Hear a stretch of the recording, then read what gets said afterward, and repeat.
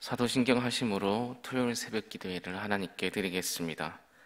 나는 전능하신 아버지 하나님 천지의 창조주를 믿습니다. 나는 그의 유일하신 아들 우리 주 예수 그리스도를 믿습니다. 그는 성령으로 잉태되어 동정녀 마리아에게서 나시고 본디오 빌라도에게 고난을 받아 십자가에 못 박혀 죽으시고 장사된 지 사흘 만에 죽은 자 가운데서 다시 살아나셨으며 하늘에 오르시어 전능하신 아버지 하나님 우편에 앉아 계시다가 거기로부터 살아있는 자와 죽은 자를 심판하러 오십니다.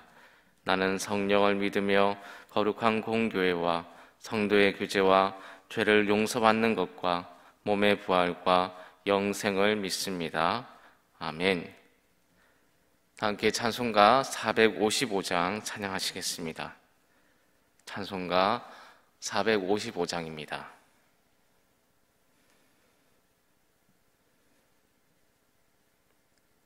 주님의 마음을 본받는 자, 그 마음에 평강이 찾아오매 험악한 세상을 이길 힘이 하늘로부터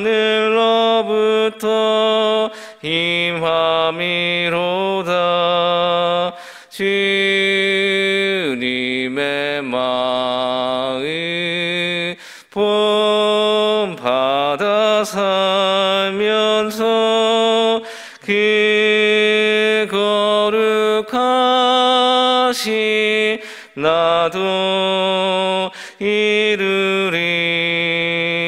주 모습 내 눈에 안 보이며 그 음성 내 귀에 안 들려도 내 영혼 날마다 주를 만나 신령한 말씀을 배우도다. 주님의 마음 본받아 살면서 그 거룩하신 나도 이루리. 가는 길 거치고 험하여도 내 맘에 불평이 없어짐을 십자가 고난을 이겨내신 주님의 마음 본받음이라. 주님의 마음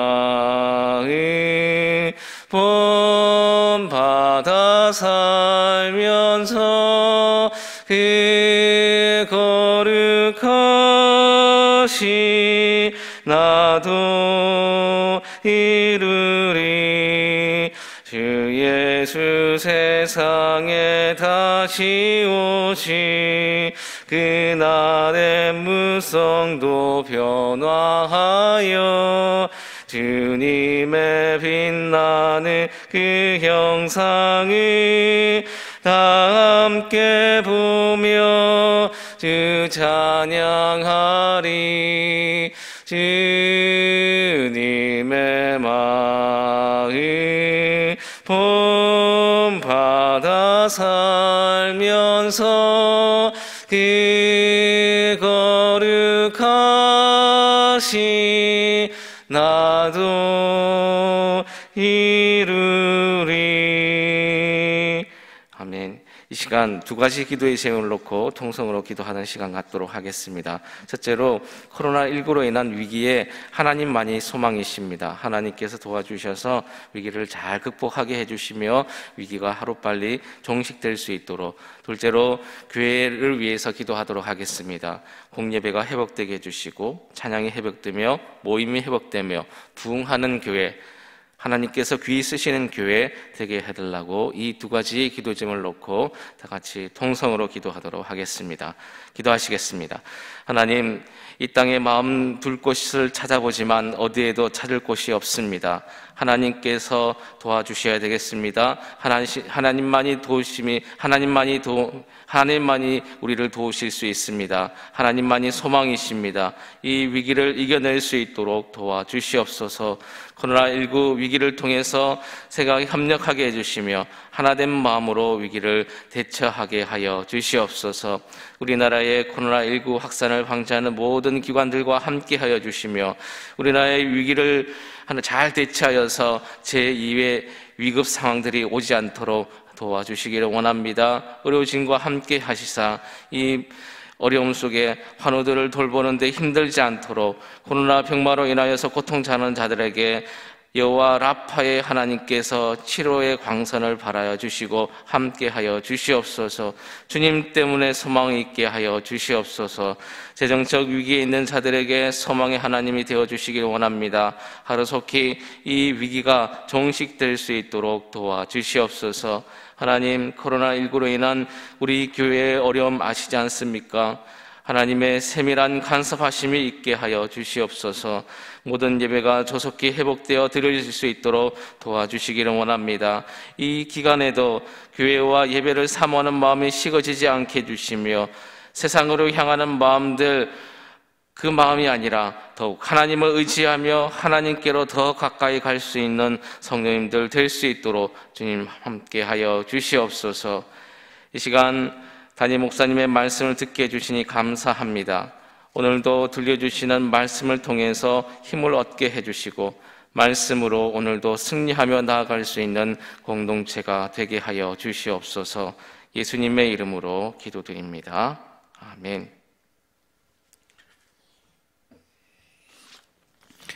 오늘 우리에게 주시는 하나님의 말씀은 예레미야 37장 1절에서 5절까지 합독하도록 합니다.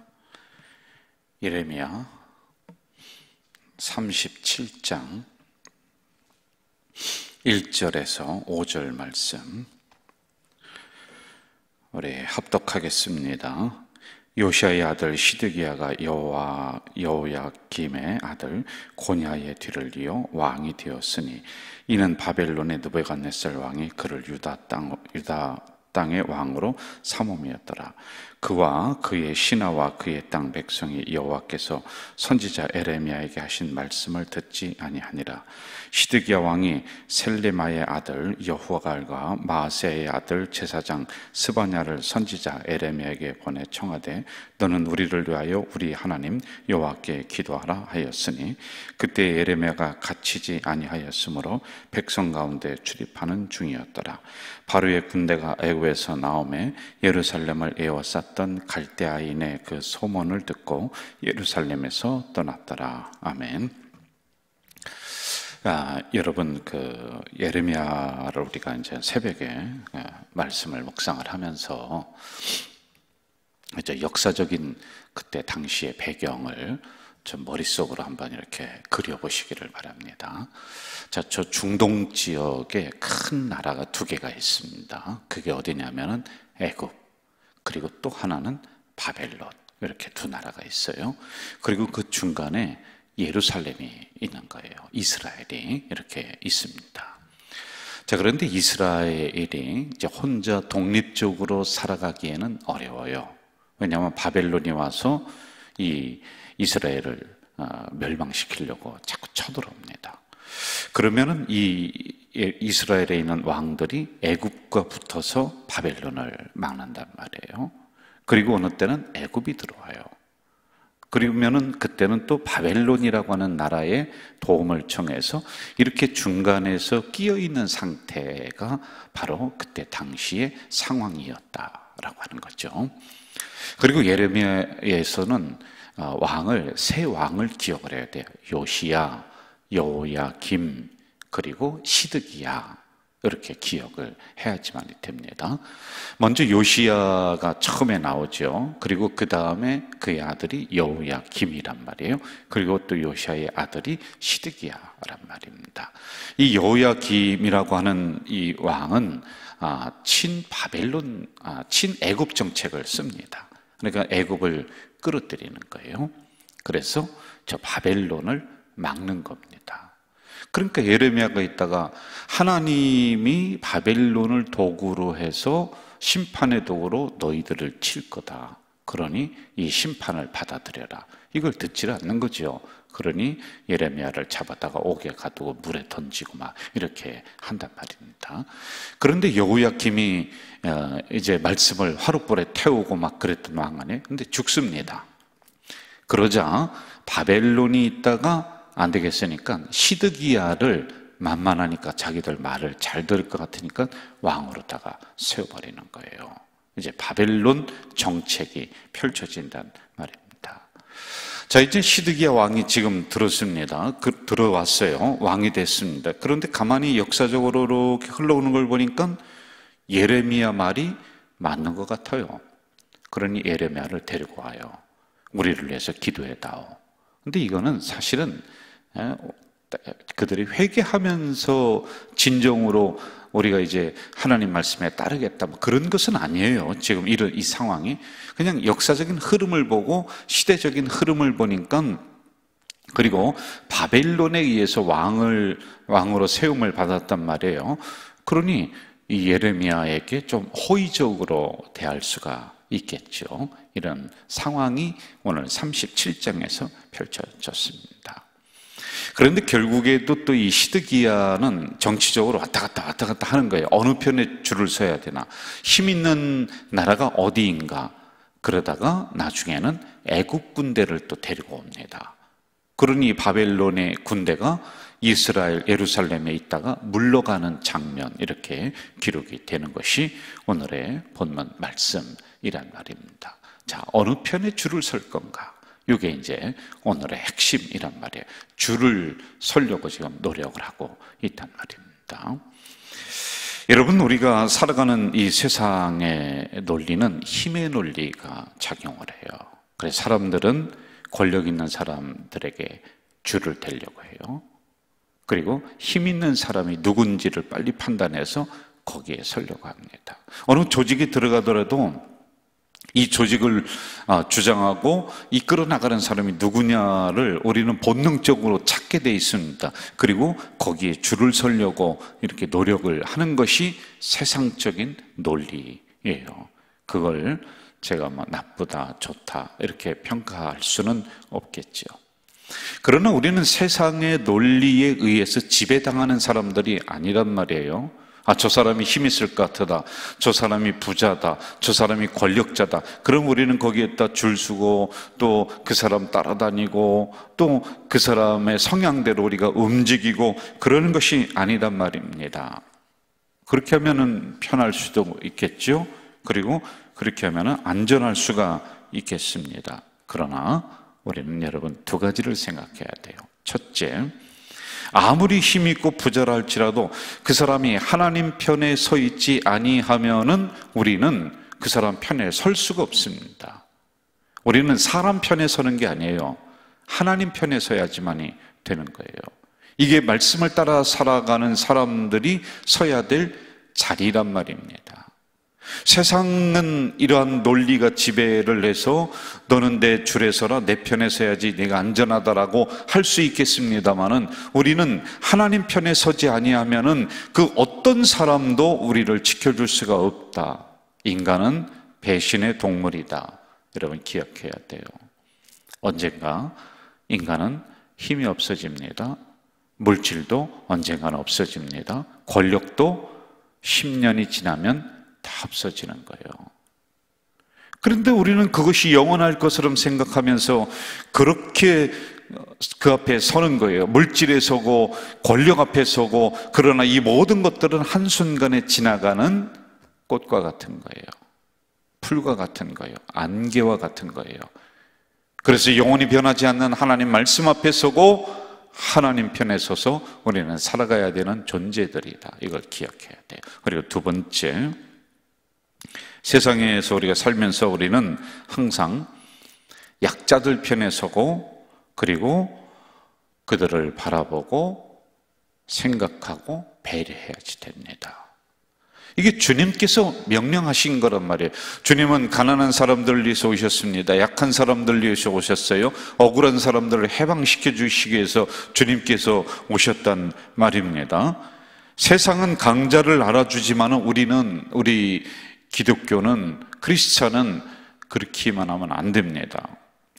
연약한 지체들을 먼저 알아주고 배려하고, 그리고 그 이웃들을 돌보고 구제하는 것, 사랑하는 것, 이게 우리 그리스도인들의 자세란 말입니다. 저는 우리 가족 공동체 식구들이 이러한 십자가의 정신으로 살아가시기를 바랍니다. 우리 성도들 주변에 연약한 사람들이 많이 있잖아요. 외면하지 말고요, 하나님이 보내주신 내가 사랑을 실천해야 될 대상들이 바로 그 사람들이다 라고 하는 겁니다. 그 편에 서는 거예요. 그게 바로 하나님 편에 서는 것과 같다라고 하는 겁니다. 이처럼 힘의 논리가 지배하고 권력의 논리가 지배하는 것이 아니라 우리 가족 공동체 성도들에게는 말씀의 논리가, 하나님의 논리가 지배하는, 그래서 연약한 지체들 편에 서서 나가는 우리 성도들 되시기를 바라요. 이제 5절부터 10절에 있는 말씀은 애굽을 끌어들이는 이러한 상황들이 5절에서 이제 펼쳐지고 있습니다. 그리고 6절에서 8절은 바벨론의 군대가 돌아오리라는 말씀을 이제 선포합니다. 왜냐하면 지금 이제 물러갔어요. 그런데 조금 있으면은 하나님이 이 바벨론을 다시 일으켜서 너희들을 진멸할 거다. 그러니까 완전히 이제 망하는 그런 순서로 지금 가고 있는 상황입니다. 자, 이 말씀 때문에 예레미야는 다시 박해를 받습니다. 왜냐하면은 이 시드기야 왕이 들어서더니 어떻게 해요? 바벨론에 의해서 왕으로 세움을 받았는데 애굽 군대를 또 끌어들이는 거예요. 그때 애굽이 좀 강해 보였을 것 같아요. 그러니까 예레미야가 다시 하나님의 심판의 말씀을 받아라, 이겁니다.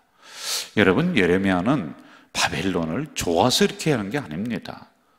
어떤 상황이든지 간에 그 상황에 관계없이 하나님의 진실된 말씀을 선포하는 게 예레미야이거든요. 상황에 따라가는 게 아니에요. 그러나 여기에 있는 많은 고관대작들, 권력자들, 왕들은 상황에 의해서 지배받고 거기를 따라가고 있단 말입니다.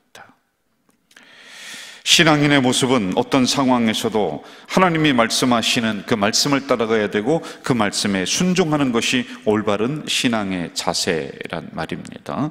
우리가 연약한 인간이라 상황에 의해서 지배를 받지 않을 수가 없겠죠. 이해가 돼요. 이해가 갑니다. 그러나 여러분, 생각해 보세요. 하나님의 말씀은 변하지 않아요. 그런데 상황은 변합니까? 안 변합니까? 변해요. 오늘의 안 좋은 상황이 내일은 좋게도 됩니다. 상황은 언제든지 변할 수가 있는 것이거든요. 그럼 그때마다 우리의 그 행동이 그 상황에 따라서 그렇게 변하게 되겠습니까? 그러지 말고 영원히 변하지 않는 하나님 말씀을 붙잡고 간다면 그 상황을 능히 이기면서 지배하며 나갈 수가 있는 게 하나님의 말씀이거든요. 그래서 여러분, 상황에 지배되고 상황에서 끌려가는 것이 아니라 하나님 말씀을 붙잡고 나가는 우리 성도들 되어야 된다라는 거지요. 그 상황만을 살피면, 처지만을 살피면 그 안에서는 회복의 기미가 별로 없습니다. 그러나 그 안에 펼쳐져 있는 하나님의 말씀이 있거든요. 메시지가 있거든요. 그걸 붙잡고 나갔을 때 상황을 능히 이기며 극복하며 나가는 우리 성도들이 될 수가 있다라고 하는 것이죠. 저는 오늘 이 새벽에 두 가지를 꼭 기억을 했으면 좋겠어요. 첫째는 여러분, 어떤 일이 있어도 하나님 편에, 말씀 편에 서셔야 돼요. 사람 편에 서면은 항상 배신이 옵니다. 어려움이 와요.